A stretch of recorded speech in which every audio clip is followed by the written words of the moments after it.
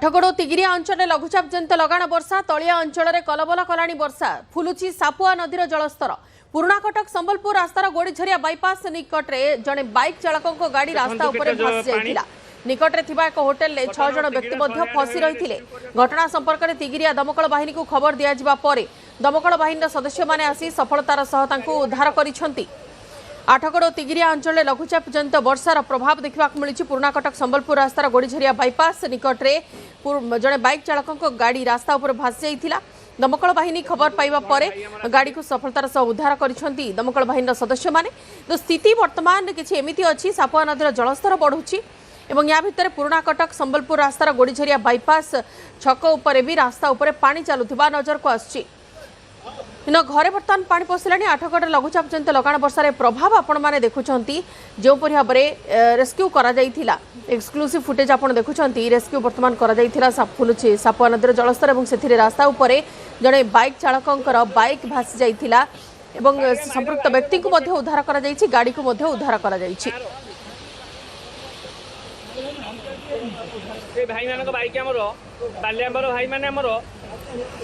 पुराणाकटक Sambalpur रास्तार गोड़ीझरिया bypass छकरे जड़े bike चालकों गाड़ी रास्ता उपर भासी जाइथिला। निकटरे थिबा एक होटेल ले 6 जण व्यक्ति मध्य फसी जाइथिले।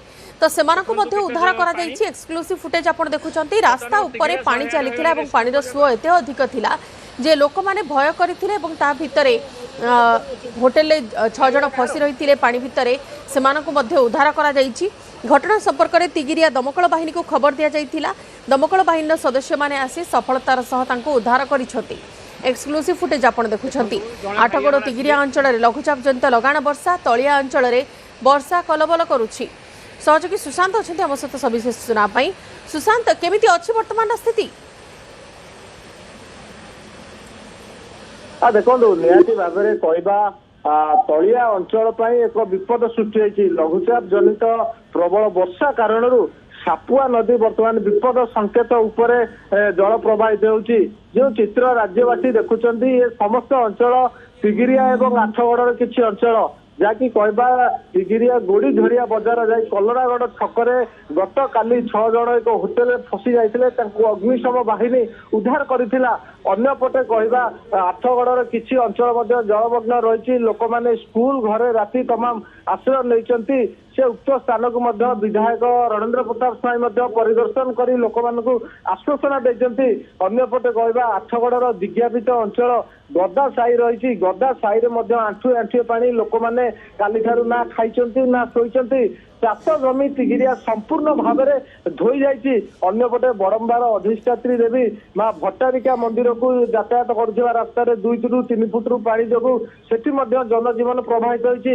सबुठारु बड़ अपडेट देवा कि आठगड़ को संजय करुवा कटक संबलपुर पुराणा रास्ता माधोपुर ठारे 2 फुट बन्या जल पाई कटक संबलपुर रास्ता बर्तमान यातायात संपूर्ण भाव में ठप हो पड़ी। केउठी ना केउठी लघुचाप जनित प्रबल वर्षा एवं सापुआ नदी में अदिनिया बढ़ी कारण जनजीवन संपूर्ण भाव में अस्तव्यस्त होती। लोक मैंने ना खाई ना शोई।